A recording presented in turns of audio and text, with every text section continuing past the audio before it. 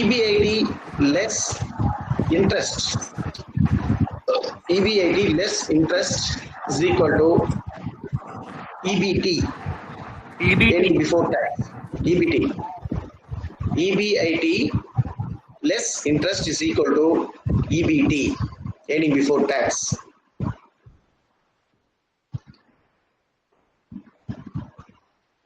EBT less tax is equal to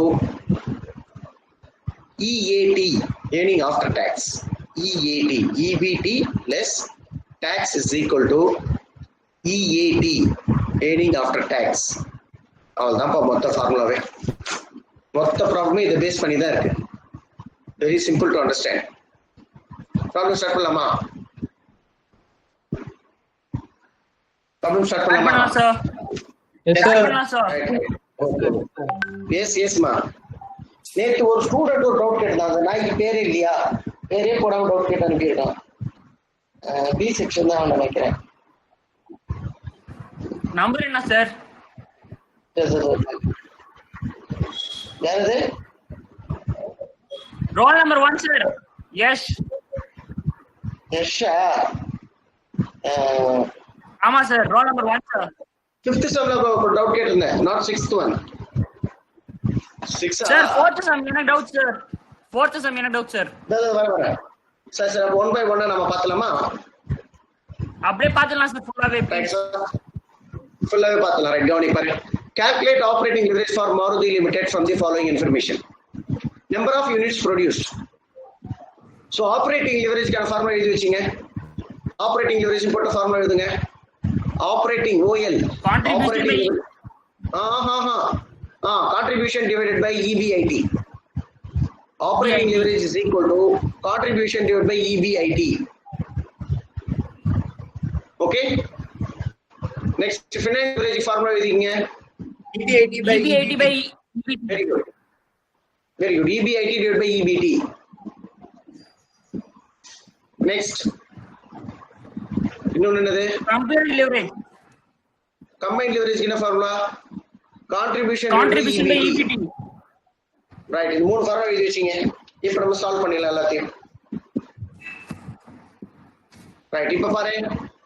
first calculate operating leverage. Operating leverage formula எழுதிங்க. Contribution divided by EBIT ன்னு எழுதிரு. First problem 1. Contribution divided by EBIT. So முதல்ல ரெண்டுத்தையும் நம்ம contribution கண்டுபிடிக்கணும், EBIT கண்டுபிடிக்கணும். Contribution என்ன formula? Sales minus variable cost இருக்கா, அதான் contribution. So sales எவ்வளவுன்னு பாருங்க. Number of units produced is 50. Selling price is 50. 50,000 into 50 போட்டீங்கன்னா சேல்ஸ் எவ்வளவுன்னு தெரிஞ்சிடும். 25 lakhs. Very good. 25 lakhs. இப்போ sales is 25 lakhs. Less variable cost. Variable cost எப்படி கண்டுபிடிக்குது? 50,000 units into 20. 10 lakhs. 10 லட்சம் ரூபாய் சார். Wait. 10 lakhs. So இப்போ sales is 25 lakhs. Variable cost is 10 lakhs. 10 lakhs. 25 minus 10. Contribution is 15 lakhs. Contribution. Very good. 15 lakhs sir. Contribution is 15 lakhs. 15 lakhs. Minus fixed cost. Fixed cost எவ்வளவு பாருங்க? Fixed cost per unit at current level of sales is rupees 15. So fixed cost 50,000 into 15. Wait. 50,000 into 15. 1,50,000 sir. Right. Already நம்ம contribution okay. Sir, 7,50,000. EBIT is also 7,50,000. EBIT is 7,50,000 sir. Okay, my children, for your curiosity, I appreciate you, but let me speak so that it is audible to everybody. So sales is 25 lakhs. Variable cost is 10 lakhs. 25 minus 10, 15 lakhs is contribution. From contribution minus fixed cost. Fixed cost is 50,000 into 15, that is 7,50,000. So contribution is 15. Fixed cost is 7,50,000. So contribution minus fixed cost is equal to EBIT, earning before interest and tax. So earning before interest and tax is 7,50,000. Now you apply the operating leverage formula. Contribution divided by EBIT. In contribution 15 lakhs it is, EBIT is 7,50,000. I hope you understand first one. Is it right? Students, What, sir? do you understand operating loss of 15 lakhs divided by 750k, 7,50,000k? Yes, sir. Anybody doubt in this? So that you have to work it out in your notebook, ma. Just like that, if I said Sir, you can't what is the understand. formula for combined leverage, sir? Could you just repeat it? Contribution divided by EBT. Contribution divided by EBT. So first one, understand? Yes, sir. Operating leverage for, Yes, sir. and is in this first question, second option is there. What will be the new operating leverage if the variable cost is 30 per unit? Again, instead of 20, you are going for 30. That's all. Only the difference. 50,000 units. So sales is 25 lakhs only. No change. Because 50,000 into 50, selling price is 25 lakhs. Where it changes, variable cost changes. Variable cost is 50,000 into 30. How much it is? 15 lakhs. Previously it was 10 lakhs. Now it is 15 lakhs. So now contribution is 10 lakhs. From contribution 10 lakhs, so again 7,50,000 fixed cost to be reduced. That is 50,000 into 15. How much? 15,000 into 15? 7,50,000. Do you understand this? Boys, you are not audible.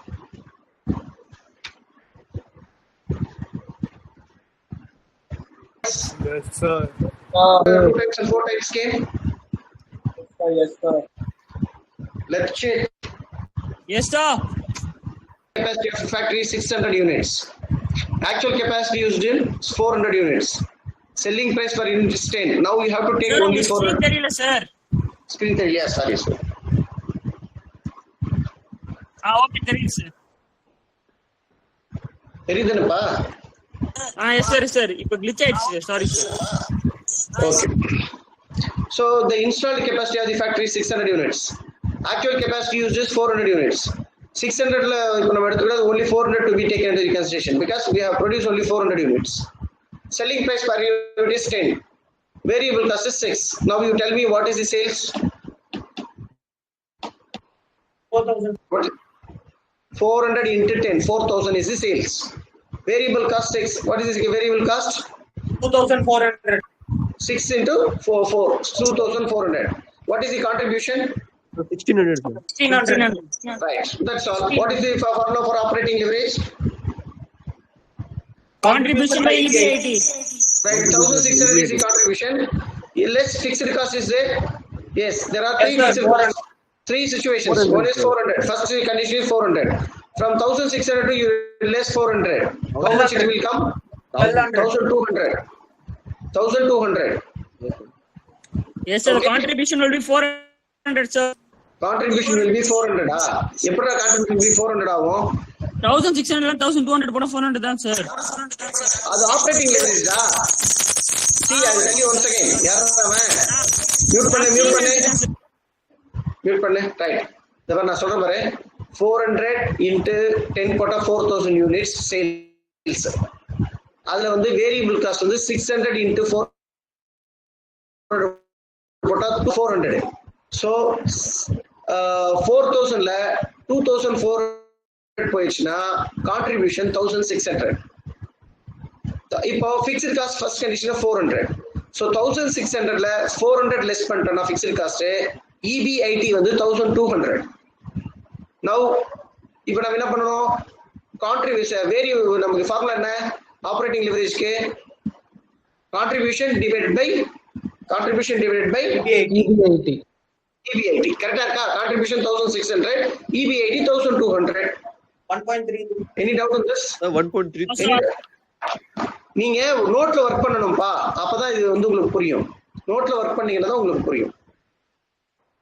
முதல்ல அந்த formula எழுதி 1 by 1 போட்டுனே வரணும். Sales 4,000, variable cost 2,400 minus 1,600 is the contribution minus fixed cost 400. 1,600 minus 400 is 1,200 is the EBIT or operating profit. Now formula contribution as fixed cost மட்டும் தான் மாறுது. அதே 1,600 contribution minus 1,000. 1000 less பண்ணா 1600 by 600 வரும். தேர்ட் கண்டிஷன் அதே மாதிரி fixed cost 1200.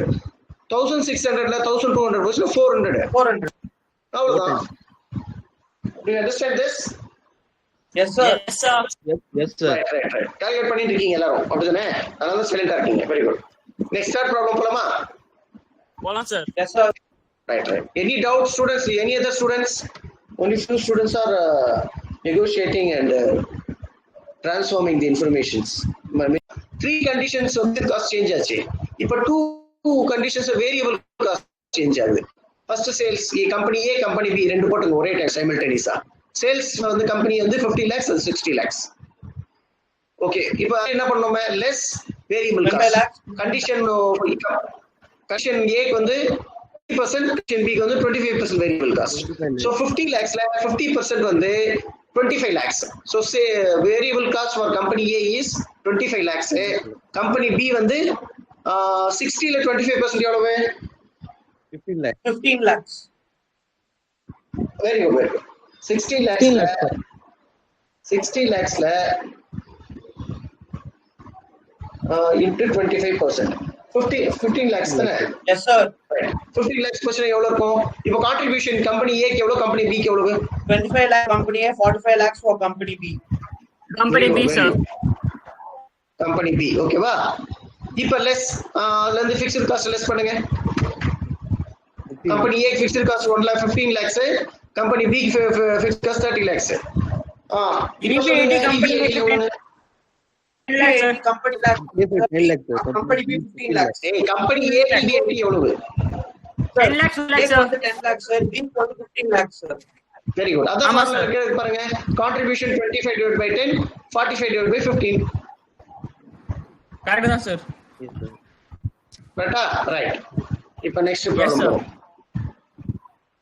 Fourth problem பாருங்க. Find out the degree of operating leverage from the following equation. சரியா? Find out the degree of operating leverage formula ஞாபகம் இருக்கா? எழுதிக்க இப்ப சொல்றேன் பாரு. இப்ப இந்த absence of variable cost, fixed cost EB80. அது எழுதிக்க அந்த ஃபார்முலா இப்ப percentage change in the EB80 divided by percentage change in the sales. Percentage into 100 போடக்கூடாதுப்பா. Wait. Percentage சொன்னாலே லாஸ்ட்ல அது into 100ல தான் போய் முடியும். அது இன்னொரு into 100 போடக்கூடாது. Percentage change in EB80 divided by percentage change in sales. Percentage change in EB80 divided by percentage change in sales. சரியா? இப்போ ஃபார்முலா யூஸ் பண்ணலாமா? First percentage change in EB80 எப்படி கண்டுபிடிக்கணும்னு சொல்றேன் பாரு. ஃபர்ஸ்ட் EB80 யோட 2008 எவ்வளவு? 50,000. 2009ல எவ்வளவு? 6,000. எவ்வளவு அமௌண்ட் இன்கிரீஸ் ஆயிருக்கு 8 க்கு 9 க்கு நடுவுல? 10,000 sir. 10,000 sir. நம்ம என்ன கண்டுபிடிச்சோம்? ரைட் பாரு. ஃபர்ஸ்ட் நீ என்ன percentage change in EB80 is equal to போட்டுக்க. percentage change in EB80 equal to அப்படினு போட்டு 10,000 divided by 60,000. 0.25 sir. 20% sir. டேய் கொஞ்சம் நான் சொல்றது கவனி. நீ போட்ட வேகமா மத்தவங்க புரிய வேண்டாமா? இந்த பாரு. First percentage change in EB80 எப்படி கண்டுபிடிக்கணும்னா அமௌண்ட் எவ்வளவு சேஞ்ச் ஆயிருக்கு பாரு. 50,000 to 60,000 வரல 10,000 சேஞ்ச் ஆயிருக்கு. 10 divided by base year இது 2008. அது அமௌண்ட் எவ்வளவு? 50,000. 10,000 divided by 50,000 in 100 போட்டா நமக்கு 20% வருதா பாரு. வருதா? வருது சார். 10,000 divided by 50,000 into 100 போட்டா 20% வரும். ஓகே? Yes, sir. 20% வருதா? Yes, sir. அதான் change வருது in sir. EB80. Percentage change in EB80 வந்து 20%. நெக்ஸ்ட் சேல்ஸ்ல அதே எவ்வளவு டிஃபரன்ஸ்? 8,000 units difference. 8 க்கு 9 க்கு. பேஸ் இயர் எவ்வளவு? 20,000 யூனிட்ஸ். 8,000 divided by 20,000 into 100 போட்டா 40% வருதா பாரு. வருது sir. வருது சார். இப்போ ரெண்டுத்தையும் டிவைட் பண்ணு. 20% சிம்பிளிஃபை பண்ணா 0.20 வரும். 40% சிம்பிளிஃபை பண்ணா 0.40 வரும். into 100 போட்டா ஆன்சர்.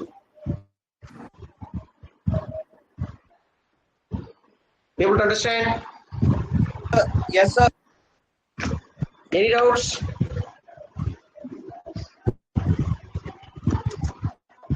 எவனோ இப்போ வந்து அட்மிட் கேக்குறான்டா, யூஸ்லெஸ் ஃபெலோ. ஹர்ஷ் ஏண்டா ஹர்ஷ் டைமா பேட் ஃபெலோ. இன்னொரு நாய் வந்து இன்னொரு ஹர்ஷ் வந்துக்கிறான். Okay friends, shall we go? Yes, sir. இந்த ஸ்கிரீன் ஓகே தெரியுதா? தெரியுது சார். ரைட், இப்பதான் from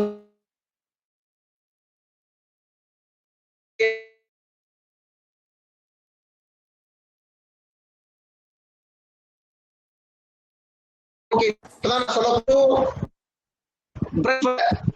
இப்ப நான் சொல்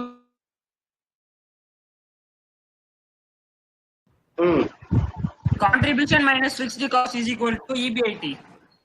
வெரி குட். EBIT minus அப்புறம் அவ்வளவுதான் sir.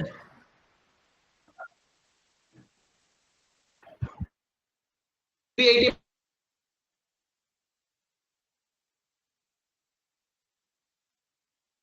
EBIT yes. I mean, உங்க வாய்ஸ் எனக்கு கரெக்டா கேக்குது. என்ன படிச்சிட்டு ஒருத்தர் உள்ள வருவாங்க. யார்ப்பா? டேய் நீ சார் சார் புரியல. டேய் துஷார் வெளியே போயிட்டு உள்ள வா. உள்ள வா. நமக்கு வந்து நம்ம வந்து என்ன பண்ணணும், calculate financial leverage கொடுத்திருக்காங்க கணக்குல. அதனே ஃபர்ஸ்ட் financial leverage ஃபார்முலா எழுதுங்க. EBIT divided by EBT. EBT. அப்ப நமக்கு என்ன வேணும், EBIT வேணும், EBT வேணும். First EBIT கண்டுபிடிச்சலாமா? Yes. Okay, sir. கண்டுபிடிக்கணும். EBIT ஆல்ரெடி கணக்குல கொடுத்திருக்கான். அவனே கொடுத்திருக்கான். என்ன கொடுத்திருக்கானா, profit before depreciation, interest and tax கொடுத்திருக்கான். இந்த profit before depreciation and interest and tax வந்து profit before depreciation, interest and tax less depreciation less பண்ணிடு. 67,50,000. 80 lakhsல இருந்து depreciation மாத்திரம் less பண்ணிட்டா எதோ depreciation 12,50,000ல depreciation அத less பண்ணிட்டா EBT கிடைச்சிச்சா, EBIT கிடைச்சிச்சு நமக்கு. EBIT ல இருந்து depreciation மாத்திரம் less பண்ணிட்டா நமக்கு EBIT கிடைச்சிரும். அது எவ்வளவு? 67 lakhs 50,000 EBIT கண்டுபிடிச்சு பண்ணாம. See boys, EBIT கண்டுபிடிச்சு ஏதாவது சந்தேகம் இருக்கா? Yes, sir. Yes, sir. ஒண்ணும் இல்லப்பா, இதுதான் EBIT. நல்லா தெரிஞ்சுங்க. Profit before, அதாவது profit ன்னு சொல்றது பதிலா earnings தான் profit ன்னு சொல்லிருக்காங்க. Earning before interest and tax வந்து 80 lakhs இருக்குல்ல, அதுல depreciation சேர்த்துட்டு இருக்கான் அவன். அதை ரிமூவ் பண்ணா நமக்கு என்ன கிடைச்சிரும்? Earning before interest and tax கிடைச்சிரும். அதனால தான் depreciation ரிமூவ் பண்ண சொன்னேன் நானு. depreciation 12,50,000 ரிமூவ் பண்ணிட்டா நமக்கு 67,50,000 வருது பாத்தியா? அதுதான் வந்து என்னது, earning before interest and tax. EBIT is first found. Are you clear? Yes, sir. Right. இப்ப நெக்ஸ்ட் வந்து நாம பண்ண போறது EAT கண்டுபிடிக்கணும். EBT கண்டுபிடிக்கணும். EBT கண்டுபிடிக்கணுமா? EBT கண்டுபிடிக்கணும்னா நமக்கு என்ன வேணும்? ஃபர்ஸ்ட் Sir, அந்த tax rate EBIT ல இருந்து நாம என்ன லெஸ் பண்ணனும்னா ஃபர்ஸ்ட் இன்ட்ரஸ்ட் லெஸ் பண்ணனும். அதான ஃபார்முலா. EBIT ல இருந்து less interest less. Yes, sir. Interest less பண்ணி வர்ற அமௌண்ட்ல இருந்து நாம எதை லெஸ் பண்ணனும்? டாக்ஸ் லெஸ் பண்ணாதான் நமக்கு EAT கிடைக்கும். அப்படிதானே? ஆமா சார். ஃபார்முலா எழுதிட்டீங்களா? ஃபர்ஸ்ட் ஆனா நமக்கு வந்து இன்ட்ரெஸ்ட் கொடுக்கல கணக்குல. டாக்ஸ் வந்து 40% சொல்லியிருக்கான். ஆனா எதுல 40% சொல்லல. அதே மாதிரி EPS 4 கொடுத்திருக்கான். நம்பர் ஆஃப் ஈக்விட்டி ஷேர்ஸ் வந்து 3,15,000 கொடுத்திருக்கான். நம்ம இந்த EPS number of equity shares வச்சு EAT கண்டுபிடிச்சலாம். லாஸ்ட் வந்து பத்தி ஆன்சர் நமக்கு ஒரே நல்லா கவனிங்க. லாஸ்ட்ல என்ன வரும்? நம்ம ஃபர்ஸ்ட் லாஸ்ட்ல ஆன்சர் என்னது? First EBIT sir, earnings after tax. அந்த ஏர்னிங் ஆஃப்டர் டாக்ஸ் கண்டுபிடிச்சலாம். இந்த அமௌண்ட்ஸ் வச்சு எப்படி கண்டுபிடிக்கலாம்னா, ஏர்னிங் ஆஃப்டர் டாக்ஸ்க்கு ஃபார்முலா என்ன சொல்லுமா? எதுக்கு ஏர்னிங் ஆஃப்டர் டாக்ஸ்க்கு ஒரு ஃபார்முலா சொல்ற மாதிரி ஏர்னிங் ஆஃப்டர் டாக்ஸ் வந்து அதாவது EPS க்கு என்ன ஃபார்முலா போடு ஏர்னிங் per share க்கு என்ன formula earning per share is equal to earning after tax divided by number of equity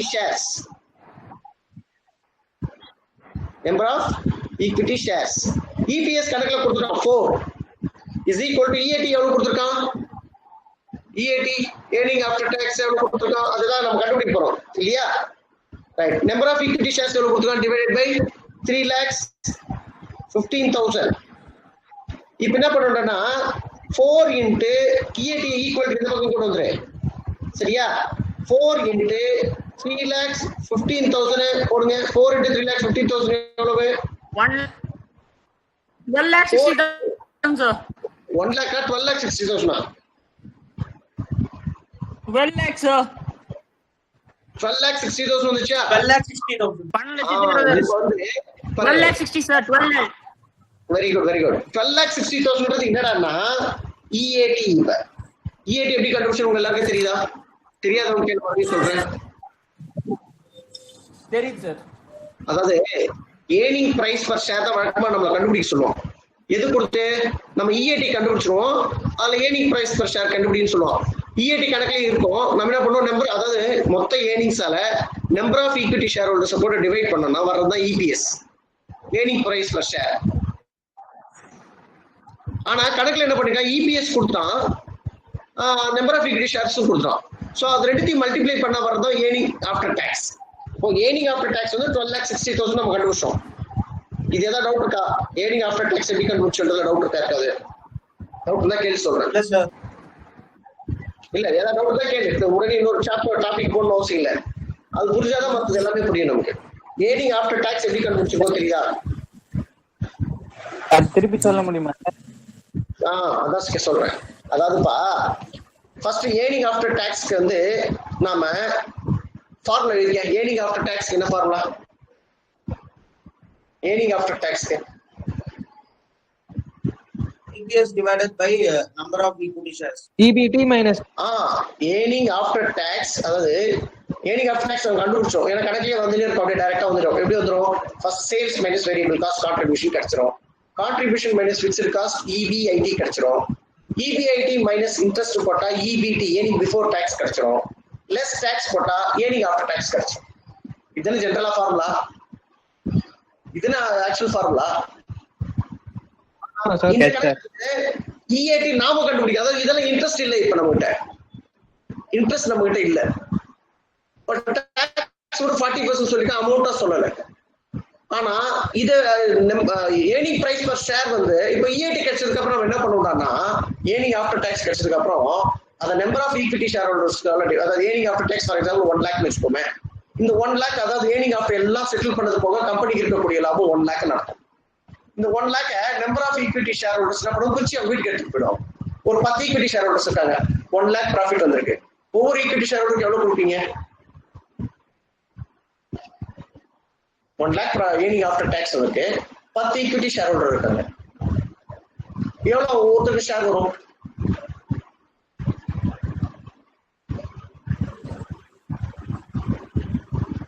$10,000 வரும் ஹலோ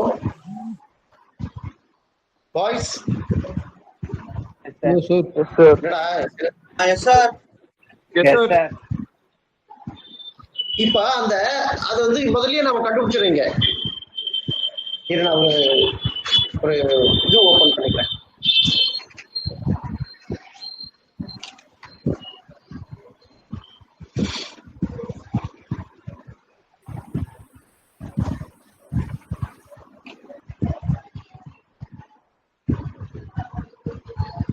சேல்ஸ் எவ்வளவு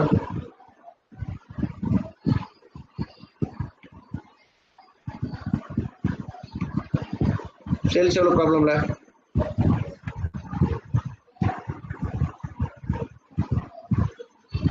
நமக்கு டைரக்டா இப்ப என்ன கொடுத்துருக்கான் EBIT கொடுத்துருக்கானா EBIT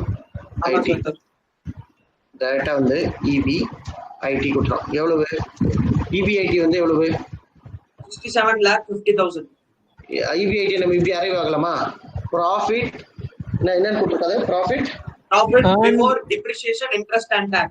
Profit before depreciation, Interest and tax. the profit before depreciation and interest and tax எவ்வளவு? 80 lakhs, sir. கொஞ்சம் பாப்பே. Hello Yes, sir. கேக்குது. Hello Yes, sir. கேக்குது சார். லெஸ் என்ன லெஸ் பண்ணணும் நம்ம? Depreciation. அதாவது டெப்ரிசியேஷன் டெப்ரிசியேஷன் எவ்வளவு பாருங்க? 12 lakh 50,000. எவ்வளவு? 12 lakh 12 lakh 50,000. 50,000. ரைட். அது வந்து EB80. லெஸ் பண்ணா எவ்வளவு வருது பாருங்க? லெஸ் பண்ணா எவ்வளவு? 67 lakhs 60,000. 50,000. lakhs 50,000 வந்துச்சு. 67 lakhs 50,000 வந்துச்சு. ரைட். இதுல இருந்து எதை லெஸ் பண்ணணும் நாம இப்ப இதான் வந்து என்னது? இது பேர் என்ன? EB80. Very good. இதுக்கு பேர் தான் வந்து EBIT.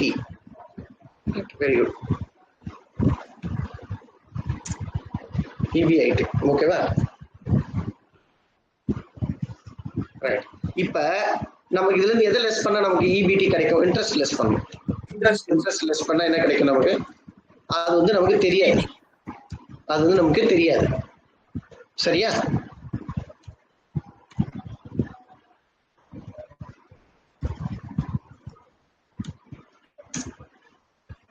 அது நமக்கு தெரியாது. சோ அது லெஸ் பண்ணா நமக்கு என்ன கிடைக்கும் அப்படின்னு கேட்டா EBT கிடைக்கும். EBT அதுவும் நமக்கு இப்ப தெரியாது.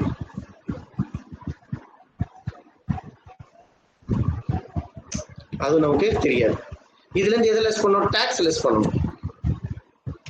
டாக்ஸ் லெஸ் பண்ணிட்டா அது வந்து 40% போட்டு வச்சிருக்கோம் நம்ம. ஆனா அது எவ்வளவு 40% தெரியாது. 40%. இப்ப EBT ல டாக்ஸ் லெஸ் பண்ணா நமக்கு என்ன கிடைக்கும் பாருங்க? Earnings after tax.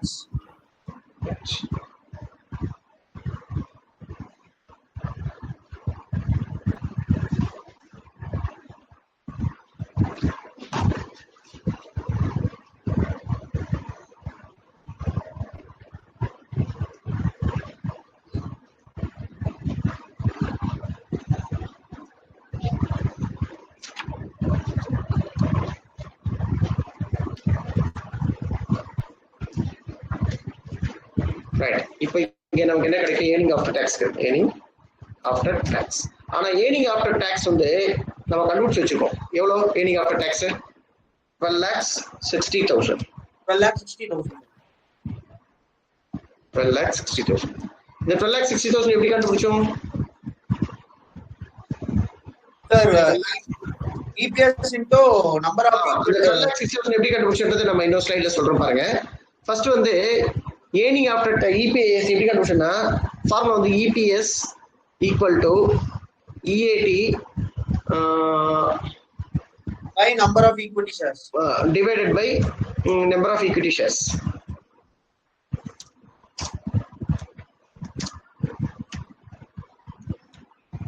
Number of equity. இதென்ன ஃபார்முலா? இப்ப Yes, sir.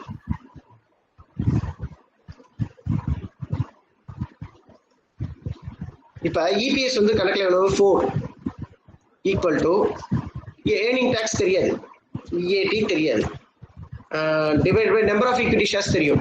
எவ்வளவு? 3,15,000. 15,000. Right. 3,15,000. ஓகேவா? இப்ப இந்த உங்களுக்கு இந்த கால்குலேஷன் தெரியல. EAT ஈக்குவல் இந்த பக்கம் கொண்டு வந்துருங்க. 4 வந்து அதாவது 3,15,000 இந்த ஈக்குவல் இந்த பக்கம் கொண்டு வந்தீங்கன்னா என்ன வரும்னா 4 into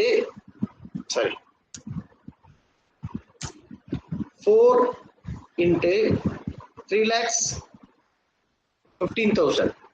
Sir, நீங்க 8 போட்டுருக்கீங்க sir. 4 into 3,15,000 equal to EAT. 12,60,000. அப்ப இது வந்து என்ன 12 இது ரெண்டால் மல்டிப்ளை பண்ணா இது இந்த நியூமரேட்டர் 12,60,000 sir. இந்த டினாமினேட்டர் இந்த பக்கம் தான் நியூமரேட்டரா மாறிடுமா? அதாங்க 4 into 3,15,000. ஓகே, அப்ப EAT வந்து சார் கீழே போடுங்க சார். இங்க போறோம்ப்பா. EAT equal to எவ்வளவு வரும்? 4 into 3,15,000 12,60,000. 60,000. ஓகே, இப்போ நம்ம EAT 12,60,000 கண்டுபிடிச்சோமா? 12,60,000 ரைட், அதான் இங்க 12,60,000. EAT 12,60,000. இப்ப 12,60,000ன்றது after paying 40% of the tax. அப்படிதானே? இந்த 12,60,000 என்னன்னா ஆஃப்டர் பேயிங் 40% டாக்ஸ்.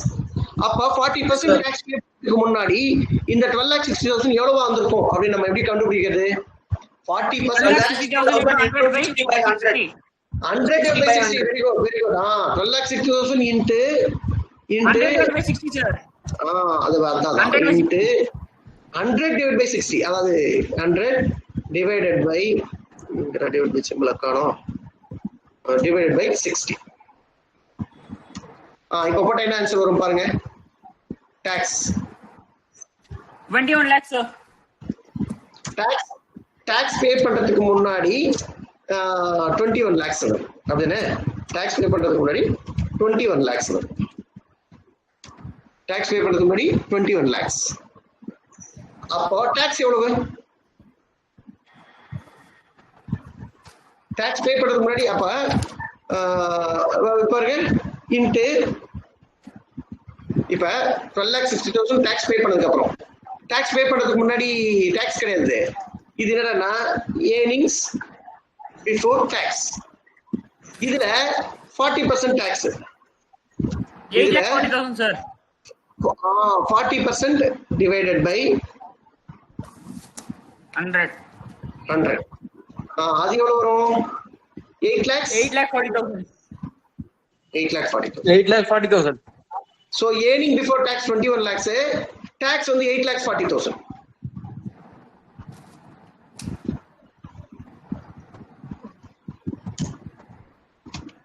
Tax வந்து equal to 8,40,000. சரியா?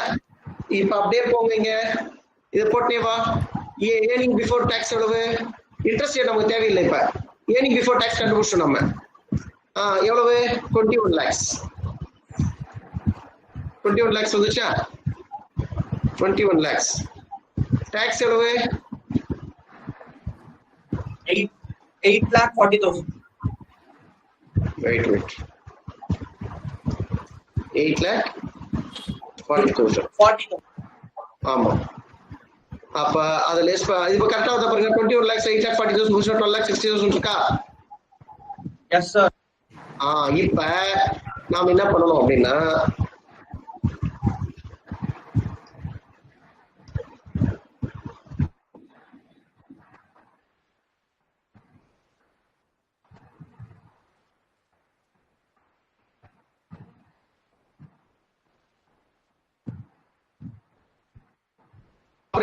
financial leverage என்ன formula? EBIT divided by EBT. EBIT எவ்வளவு? 6,75,000. EBT எவ்வளவு? 67 lakhs sir. 67,50,000. 67,50,000 EBIT. EBT எவ்வளவு? 21 lakhs. இப்ப பாருங்க, ப்ராப்ளம் கரெக்டா இருக்கா பாருங்க. 67,50,000 divided by 21 lakhs இருக்கா? Yes sir. You understand? Yes sir. Good sir. Right. இல்ல ஏதாவது டவுட் இருந்தா கேளு.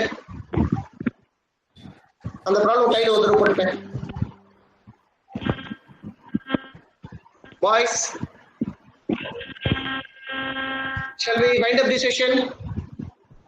Yes sir.